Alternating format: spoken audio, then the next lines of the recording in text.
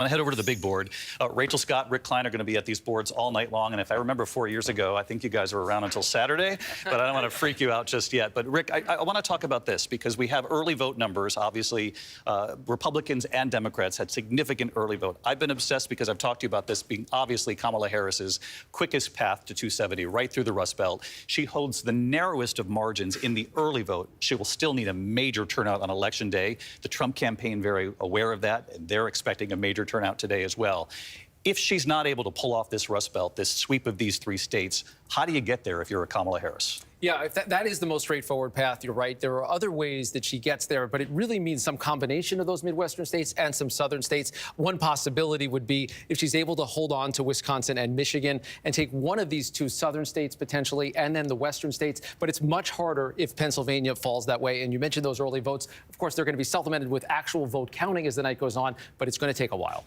Take me to the other board of the column of the point system, where you actually literally see when you take some of these states in different columns over the course of the night. Let's, for example, and it's early night so we can do this, some hypotheticals for you at home. If Kamala Harris wins Pennsylvania, what does it do to her odds of winning the presidency? Yeah, our partners at 538 say it's about a 50-50 night going in. But if Pennsylvania goes to Kamala Harris, check out what happens to the numbers. Suddenly it shoots up to almost 85% likelihood of her winning. Now, if Pennsylvania goes the other way, if Donald Trump is able to solve that again and make it fall in his column, he's now an 80% favorite. So that is the state that puts you in a commanding position if you win it. And I think that I read the person who wins Pennsylvania wins the White House 90% of the time in our history of these presidential races. In the meantime, we can call Indiana, the state of Indiana, the first state of this hour to call, going to Donald Trump. And it's 11 electoral votes. Donald Trump gets the state of Indiana tonight. Rick, you've got the early vote numbers. Let's take a look at them because they're a little different this time of year, this time around. And I wanted to explain to our viewers, 4 years ago, we were in the pandemic, right? We're in the middle of COVID. People were being encouraged to vote early, particularly on the Democratic side. Donald Trump did not embrace early voting. He actually questioned it. This time he said go out and vote early, and it would appear Republican supporters of Donald Trump listened. Yeah, look, last time 100 million Americans voted early. That's a record, but only about a third of them were actually Republicans. Now that number is up to 38%, and that's just 2 points below the Democrats. So think about that. Republicans were running 10 points behind Democrats 4 years ago. Now that is only 2 points. This is a big factor as well. That's the 22% of unaffiliated. They're either independent or third-party candidates, or they don't identify with any party. We don't know where they're going to break tonight. Sort of a black box. We have no idea how that number breaks down, and that's a significant number. And if you're inside each one of the campaigns, you're doing modeling and focus groups that shows which way the wave is breaking in these final days. Perhaps these campaigns have a much better idea than we do tonight watching this unfold.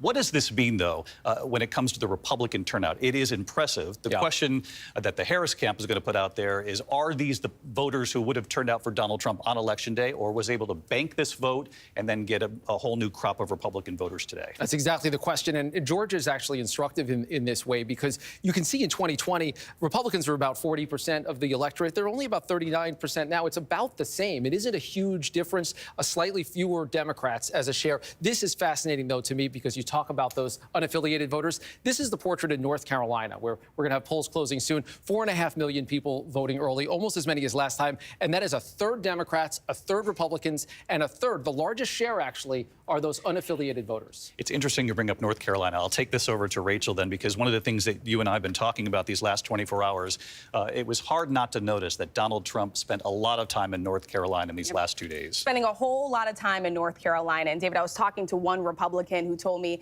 where these candidates are spending their final days will tell you a lot about what they are particularly concerned about. So North Carolina, a state that Donald Trump won in 2016 and 2020, it's the only battleground state tonight where the former president is on defense. He held 4 campaign stops here in the last 3 days, campaigning in Kinston, Greenville, Raleigh, Greensboro, also over here in Charlotte. David, as the night goes on, as we start to get results, we're also going to be paying attention to this area right here in the western part of the state. This is an area that was really hit hard by Hurricane Helene. Former President Donald Trump in 2016 and 2020 really racked up the vote in the rural parts of that state. Was there something within the campaign that they were seeing that made them nervous? We see it bear out in the early vote, but of course we just learned that in the last 24 hours. But essentially these two campaigns are tied going into Election Day in North Carolina. And as Rick pointed out, and rightly so, a whole third of the early vote is either independent or unaffiliated voters, and we simply don't know how that's going to break. Part of this is them knowing just how tight this race is. No Democrat has won the state of North Carolina since 2008. They do not want to give this up. The other half of it, of course, is the fact that Hurricane Helene really ravaged parts of this state. Trump voters in rural counties, they need them to turn out. Now, there have been modifications that have been made, provisional votes that will be cast in some of those counties as well. Let's talk about where Kamala Harris spent her final 24 hours. He did sort of a blitz of 3 battleground states. She was in 1 state alone. 1 state alone, Pennsylvania. The biggest prize of the night, 19 electoral votes. We're going to keep coming back to all-important Pennsylvania because you heard from Rick just how much her chances increase if she were to win this state. So, David, let me show you where she was campaigning. Part of it was the Latino belt. Allentown and Reading, high Hispanic and Latino voters here. In Allentown, Puerto Rican community, very large here, really seizing on those comments made at Donald Trump's Madison Square Garden rally, a speaker comparing Puerto Rico to an island of garbage, really trying to turn out the vote here. She went door knocking in Scranton, home to President Biden, of course. She also campaigned all the way over here in Pittsburgh, which is really notable, David, because Joe Biden in 2020 got more votes than any other Democrat in Pittsburgh, Allegheny County, since LBJ in 1964. And then, of course, she held that final star-studded rally right there in Philadelphia. It's interesting, in the midterms 2 years ago, Republicans got the most votes out of Allegheny County. Even though it's a Democratic county with Pittsburgh, got the most votes there, too. So the Trump campaign does not want to give up that territory either. Pennsylvania, we're going to be talking about Pennsylvania here all night long and probably beyond tonight.